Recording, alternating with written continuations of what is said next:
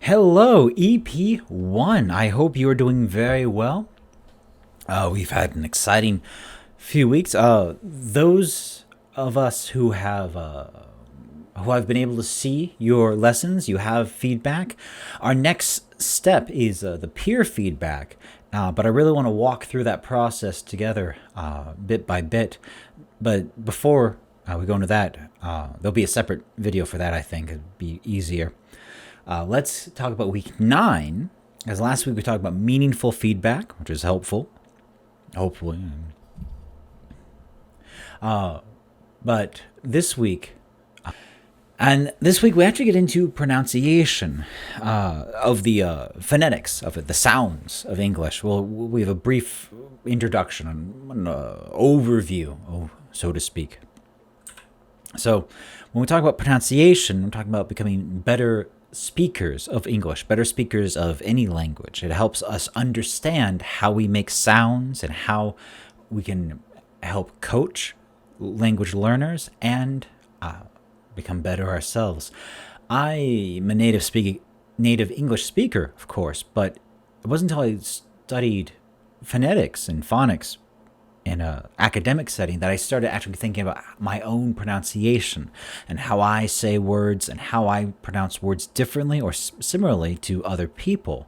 And there's regional variations, of course, and class, education variations, lots of other things as well.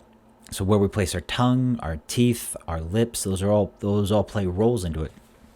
Now, perfectly honest, you're not going to be explicitly teaching this to your students in elementary school. It doesn't really, it's not going to be a great use for you. You can help them along that way.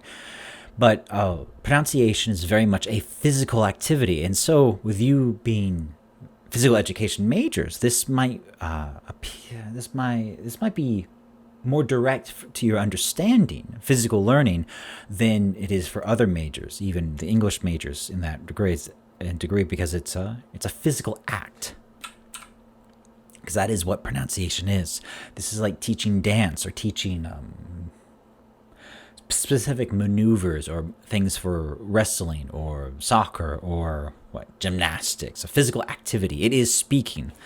So how we move our mouth changes how we make sounds. You'll notice that I'm opening my mouth quite a lot. I'm opening my lips quite a lot. If I cover my mouth, it of course sounds different and you can't see.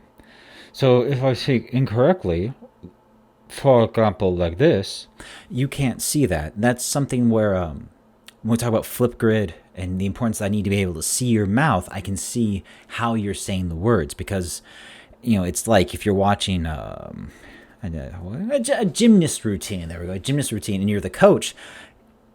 Hearing the gymnast routine, you might be able to hear where they fall. But if you're not watching it, if you're not seeing it, it's a lot harder to provide meaningful feedback and coach the student. So English and Korean being different languages, of course, they have different sounds. Some sounds are very different. Some are rather similar. So knowing how these sounds are made and how we make them and how we can help our students make them can be very, very helpful. Okay. We look at the screen. We see all these happy little characters. These are consonants. Languages have consonants. We mentioned it before, but when we look at a word in pronunciation, we need to think about the sound, not the spelling, not the written language, but the sound, the verbal, the audio, not the visual, in that regards. So when you make a sound, when you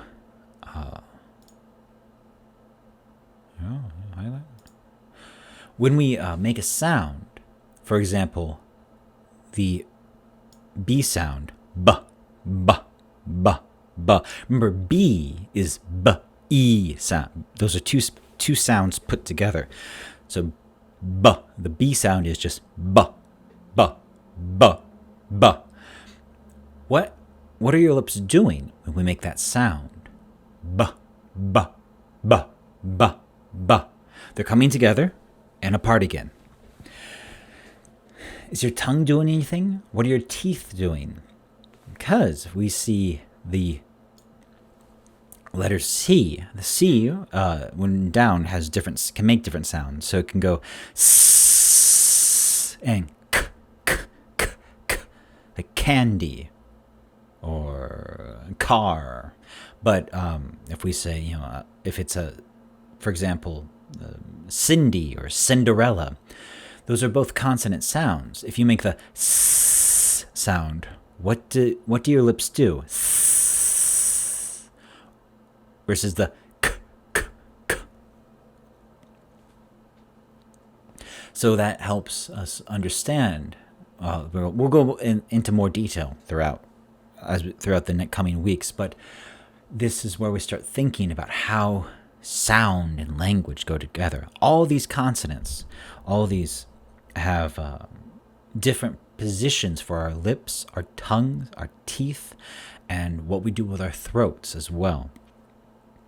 The consonants and vowels are different in different ways. So consonants are formed when our tongue, lips, and teeth, they help stop our air in some way. So some are complete stops or full stops, like b, k, d, because the air stops. Others are continuous, as in like s. Some are partial stops and are fricatives as well, but fricatives are when we have the friction. Again, we'll get into this. This is an overview, but this is something we'll need to think about, because some Korean consonants, of course, are very similar. Like, for example, the biup makes the b, b, b, and it's very similar to the b in English as well. But then, what's the difference between how you say biup and sangbiup? I, as a non-native speaker, have a very hard time hearing that difference. For example, ballet and ballet, I don't really hear a difference when Koreans say ballet or ballet, but I know I always say it wrong, apparently. So that's something that that perhaps you could explain to me, maybe, but we'll see a little later on. Excuse me. Vowels, A, E, I, O, U. Now, and sometimes Y. Again, talking about the sounds it makes, the sounds. When you make the sound of I, U, what's going on? What's happening there that's not happening with consonants, or what's happening with consonants that's not happening in vowels? Your tongue, your teeth are not getting into the way of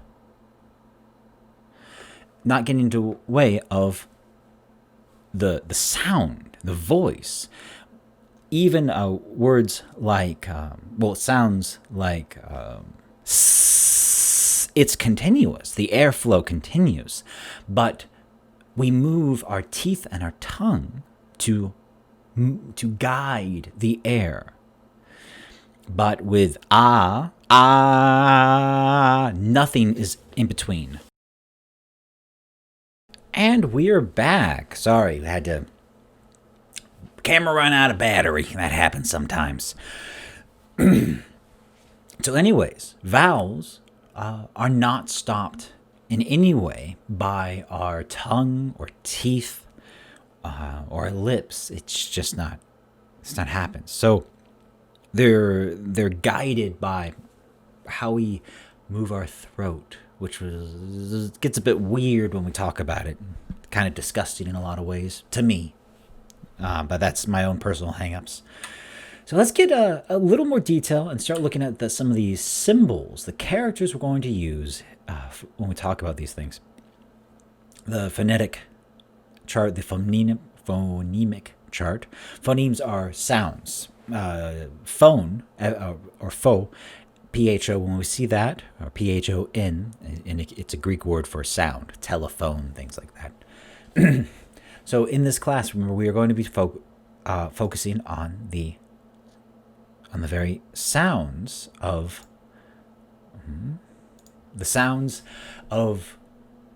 the word, sounds, not the spelling. Some of these you've seen, and you might have been seeing these when you've looked up the meanings of words in the dictionary. So it's something to that we're going to provide some more deeper meaning of. But you can see P, pig, bed, T, D, Ch, J, K, G, F, V, F, The, S, Z, Sh, J, M, N, Ning, H, L, R, W, Y. There you go. There. Look at that. So we've got all those happy little consonant sounds, and those are the guys we're going to focus on more at the beginning of this second part of the semester. There are more, of course. On the left hand, we see the consonant sounds. On the right hand, there are vowel sounds. And sometimes it's very hard to hear the difference or feel the difference between vowel sounds. And so it's something we're going to practice. And this is where Flipgrid's going to really come in a whole lot. Awesome. Because if I ask you to say the D sound of do, the do, really clear, and make the in sound of no, the n, when we compare them, even though the tongue is in the same place doing the same action, the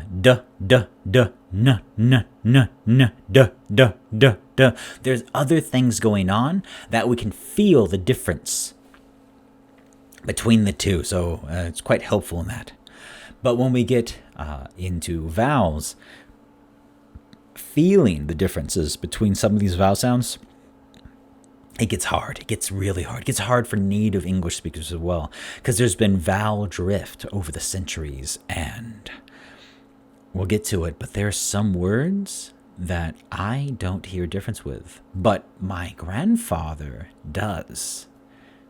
So we'll get to that. Very fun stuff. All right, so quite important thing. So when we talk about a word between these slashes, then we're talking about the sound, not the vocabulary word. We're just talking about the sound of that word.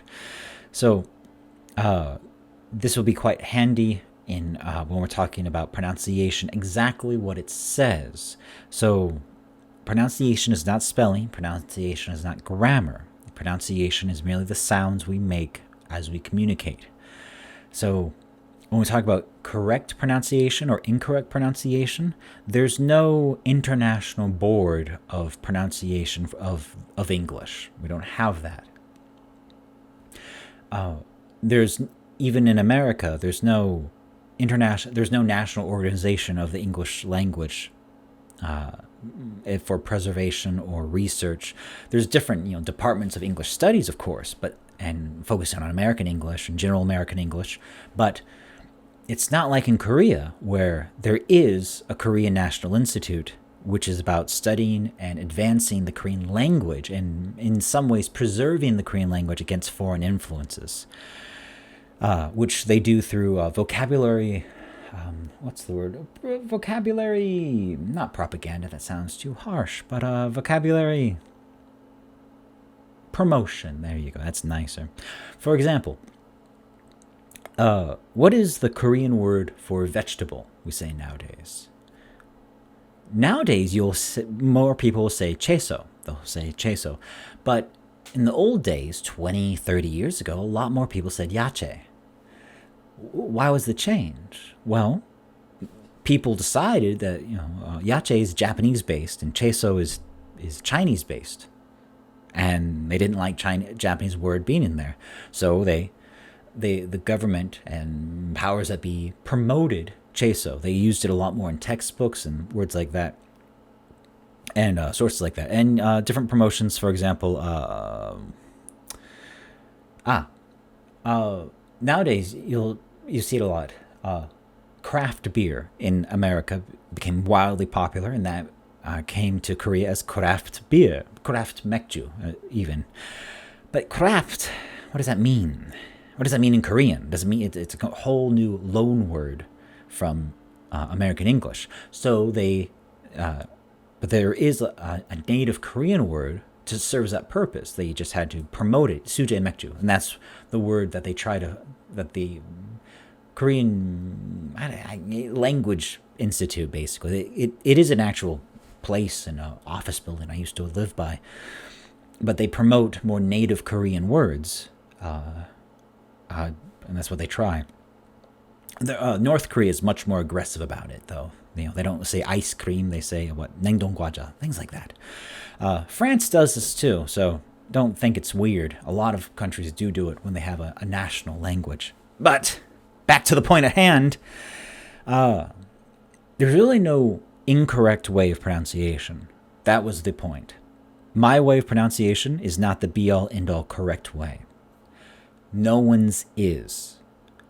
The correct way to say words, to pronounce words, is the understandable way. If your listeners understand what you are saying, your pronunciation is good. If your listeners do not understand what you are saying, your pronunciation is not good. And so that's what we're going to try to focus on, is making comprehensible pronunciation. As of right now, what I've seen in your videos, your pronunciation is quite good. There are some minor mistakes that can lead to misunderstandings, and that's what we want to avoid, those misunderstandings. Some of the dangers in, for example, the differences between L and R. Those are two separate phonemes in English, but they're combined into one in Korean. So, for example, the food rice, picture here, rice, and the insect, pest, lice, those are two very different things. And so if you say, I ate rice, it's very easy for a Korean speaker to put too much emphasis to make that an L sound, to be I ate lice, and it sounds very different, and it's a very different sentence that is easily misunderstood. And that's what we want to avoid, misunderstandings and miscomprehension. So when we're talking about sounds, and we mentioned before how vowel sounds can be very difficult to hear and sometimes even feel the differences between them. But we'll get to that in greater detail as we go throughout. We'll see that even though English has basically the same sounds, there are some differences between British English and North American English pronunciation, so there's slightly different sounds there as well. We'll get into that in a bit more detail later as well. But you might notice some different symbols used in online and in different books, and they are different symbols for the same sound. So just something to watch out for. You might notice, like here in this example, the phonemic J is used for the Y sound. Other sources use the Y character. Same sound, exactly the same. So something that we'll just need to be aware of. So if we take a look here, we got two little examples. So remember, these are the sounds in between the brackets. So we start with this character, which is S. Then we have a K, K. So sk, sk, sk. Then we have an A. Well, we might think, oh, scat, scat. But let's take a look over at this chart. Let's find the A. It's a ah sound, as in pot, ah. So it's not scat, it's Scott, Scott. And so there's one example. Let's take a look at the second example. We got this wacky looking fellow, which is the ch sound, like church, ch, ch. Then we have a a U with a W. It's an oo sound, like boot, oo. Some people call this the long O. So this is a chew, chew. Then we have the in, the nasal in. Chun, chun. Another ch, chun, ch, chun, ch, chun, ch. Then we've got this inverted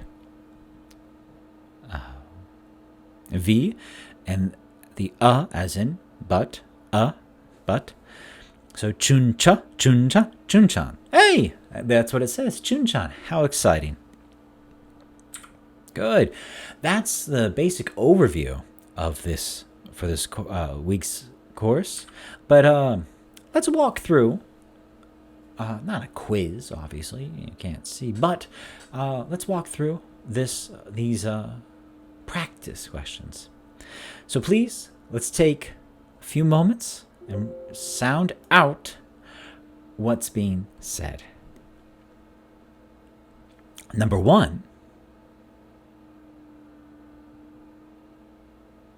it says, "Hi, how are you today?" My PowerPoint is breaking. We see here, how was.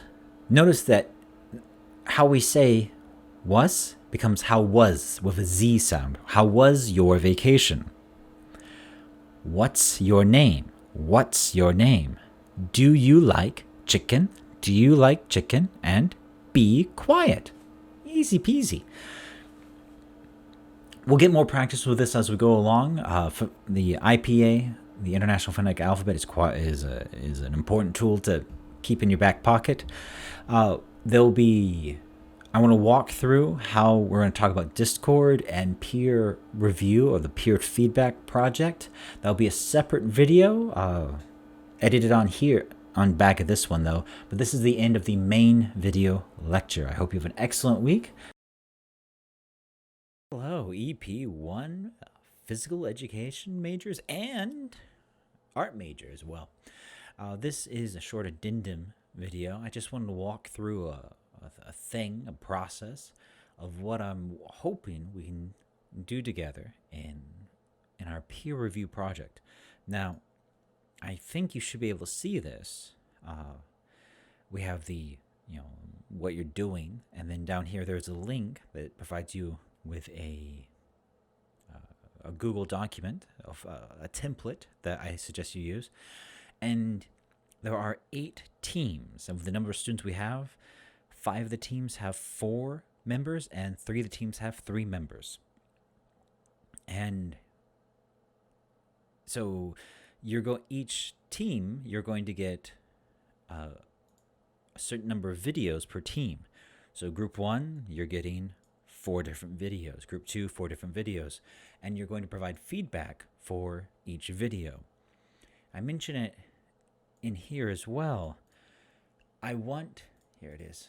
Each team member will be the final writer for a different video lesson, so that no one student has to be overworked. So,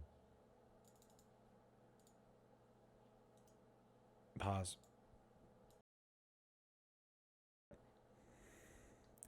So, here's the short template. So we see group members, final evaluation written by, and then who's being evaluated, who's getting the feedback in the end. So each team member is responsible for being the final author of one of these forms. So everybody has about an equal amount of work. But in Discord, this is where I want you to talk to each other, to watch the videos. If you can watch them together, that's great. But, realistically, sometimes that's just not going to happen with different schedules. So watch it by yourselves. I'm going to post the links to your videos that you're giving feedback on in your individual Discord groups, so that while I can see all of them, you cannot see each other's. That's the idea we're trying to achieve here. If there's any problems, we'll get them sorted out post haste. But you're going to watch a video, talk about it, and I suggest I'll give you them in order. that you discuss the first one first, the second one second, the third one third, the fourth one fourth. And something that should be quite nice, is that I'll be able to hop in to each group and give you feedback on your process and on your feedback on your feedback, and make sure everything's going as it should be, to actively monitor and encourage as things go on. As I've mentioned, I think several times now, we haven't done this way before. That's why everything is so stop go and touch and go, as it were, because it hasn't been done before. So I am very, very interested in seeing how this goes. So make sure you're in your groups. Everyone's on Discord. I'm going to put the links in Discord. You watch them and talk about it, and one person will write up the final evaluation and submit that on eClass, and then we'll do that process again for the remaining students that you're assigned. So each group has almost every member has something to write. We've had a couple snafus go along the way, but most of you will be writing one final evaluation. But it's not an individual project; it's a group project. So your group members are helping you talk about it and talk through it. So hopefully we'll get started on this Monday, and I am super excited. All right, everyone. Thank you very much. We'll see each other again later. Good night. It's nighttime when I'm recording this, that's why. Good night.